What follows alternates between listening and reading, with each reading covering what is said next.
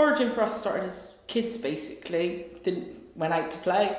If we went out for lunch, 9 times out of 10, Mum would keep us home.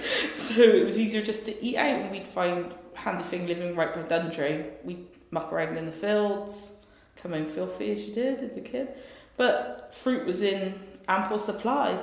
And to be honest, we had a pretty good farmer up the road that he'd happily let us use the loos or whatever, and we'd go up and pick him apples for his wife and drop him off on the way home. Foraging, especially as a large family, I'd explain that it's basically free fruit, and you can make a whole day out of it. Pack a few sandwiches, go to some fields or local space like rivers and streams, and you can find fruit trees. Basically everybody blackberry picks, but this is just taking it a bit further on. You can get apples, plums, and it's all on your doorstep, and people just don't tend to know.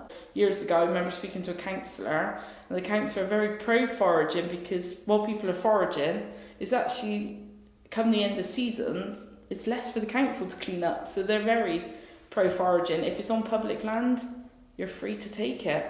We like, I think it's called Manor Place up in Bishopsworth, where you can, there's quite a few there's a pear tree up the back of the river, as people don't tend to know, but plenty of blackberries up there. You've got Crocs Bottom, which has got a complete variety, which most people know as Wills's, but you've got a complete variety of everything pretty much there. You can get your hands on right down to your wild garlic, to your crab trees and apple trees. Yeah, we tend to do it as a little family trip. A couple of times in the summer we'll go through, like, who can spot the most, who can climb the tree. Try not to go too high with the little ones. But yeah, they all get involved. My partner was the same as me growing up, as much as he's a few years older, so we didn't actually hang about as kids together. But it was amazing that we both literally grew up on the same doorstep, but he knew places that I didn't know existed, and so we can get a full bundle.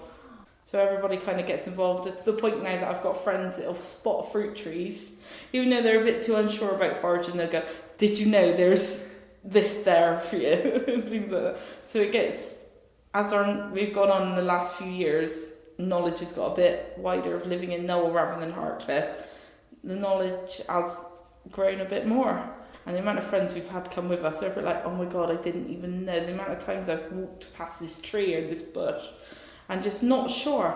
And I've always just explained to everyone, not sure, take it home, Google it. All you've got to do is pick one. Next day you can go back in, pick the lot if you need to be.